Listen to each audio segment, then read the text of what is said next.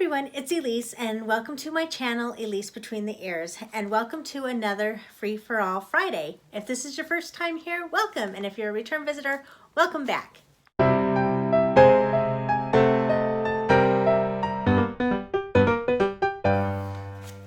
So the other day, I had to go renew my driver's license, and I got there probably a little bit before 9, between 8:30 and 9, and got my ticket to wait, and I left a little bit before 3.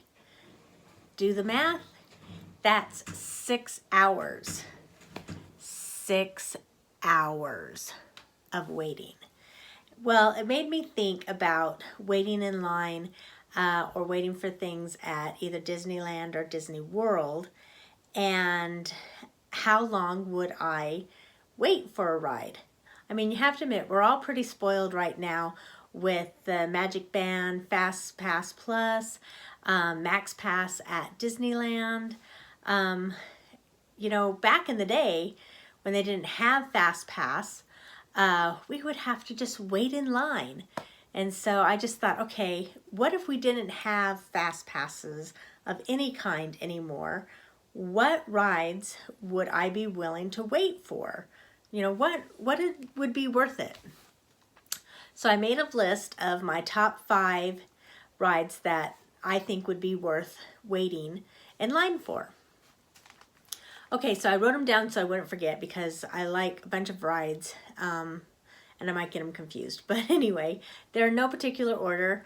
The first one is Flight of Passage at Animal Kingdom. I know when it first came out, some of the lines did get up to like 5-6 hours, but we were pretty lucky and got a fast pass to go on it.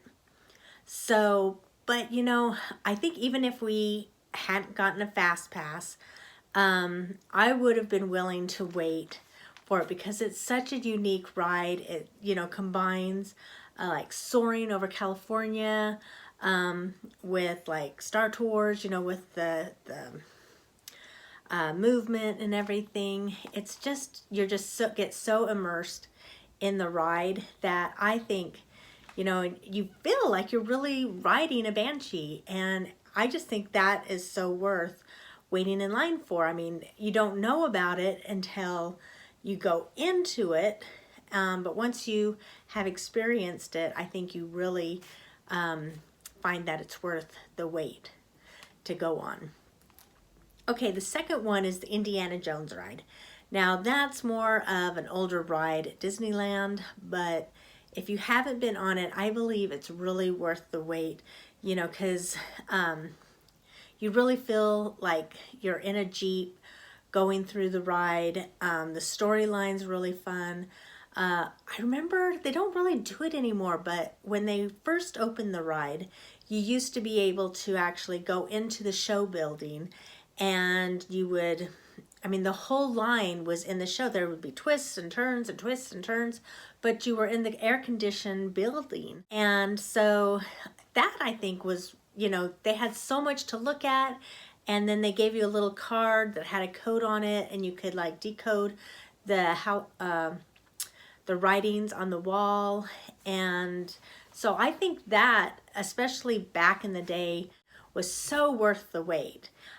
These days, from what I can see, what the last few times I've been to Disneyland, and it's been like this for years, is the line is actually all outside until you get to the entrance of the show building. And then they'll let the fast pass people go, and then the regulars, you know, but it never really like backs up. It's like just kind of a straight, once you reach that door to go into the show building, it's just basically straight onto where the rides, or where the ride vehicles are. So I wish they'd bring it back where you would actually have to go through all of the parts of the show building, because you miss so much with having to wait outside, and then when you zoom on through, you just miss the whole atmosphere of it. So I wish really that if you had to wait in line, especially for long periods of time, that they would let you wait inside the building again. Okay, number 3 is Tower of Terror. Now, I know that the Tower of Terror at Disneyland is no longer Tower of Terror, but I am partial to the Disney World Tower of Terror anyway. I admit when I go on it, I'm very nervous about it because I don't like that drop. But the special effects that they have in that ride are just like so phenomenal. How you go up and then they actually remove the car from the elevator chamber down the hall, and then how it gets all black, and then you see the different things from like the Twilight Zone, and then there's that line down the middle, and then it just splits, and it's just pure black, and then you have the drop.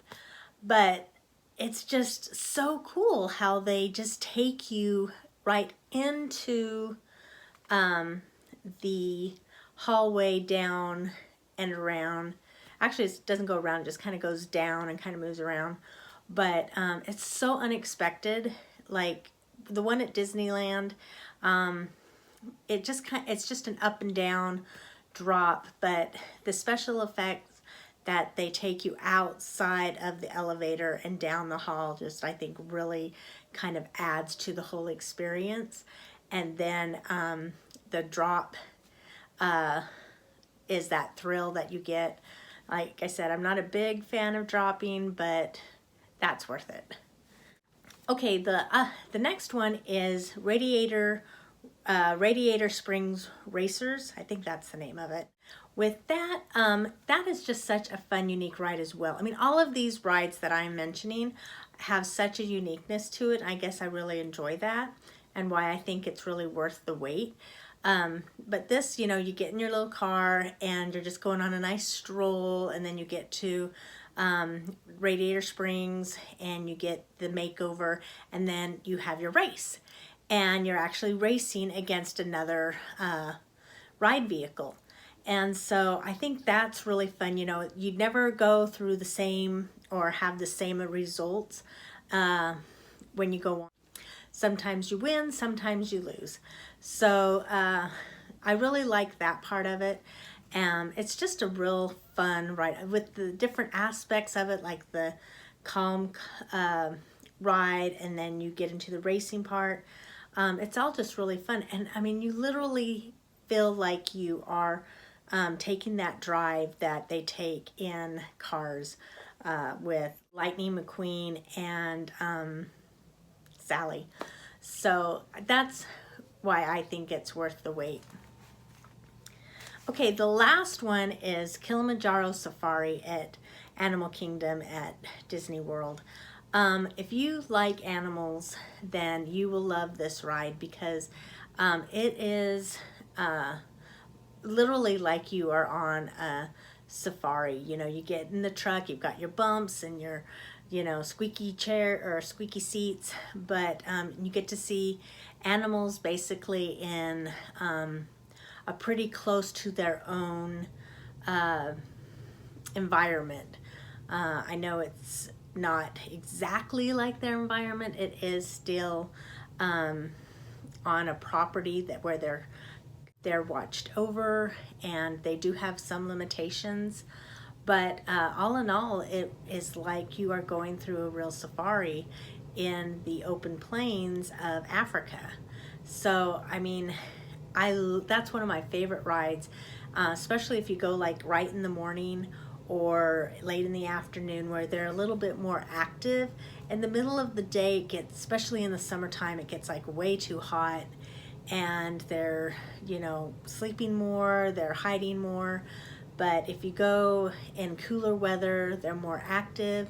And if you go more in the morning or in the evening, they're a lot more active as well. But I mean, we went the very first time we went, the herd of rhinoceroses ran like right next to the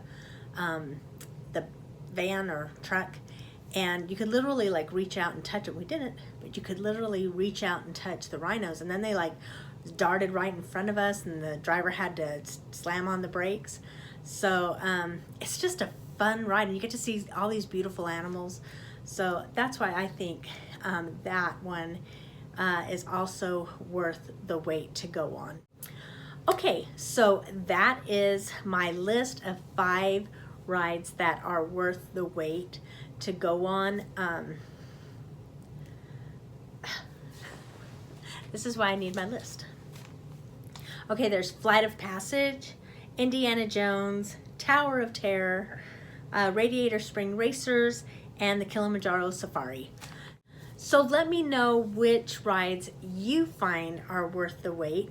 Comment below. I'd love to hear what rides you would wait hours for, especially if we didn't have the fast passes anymore. Thanks for stopping by. I hope you liked this. If you did, give it a big thumbs up, and please don't forget to subscribe below. I would really appreciate it, and don't forget to push that bell notification so when my next video comes up, you will be able to see it. I try and do at least 2 videos a week, sometimes bonus videos on Tuesdays and Fridays, so I hope you will stop by again. Thank you once again, and until next time, I hope you have a great day, a great week, and I will see you later. Bye!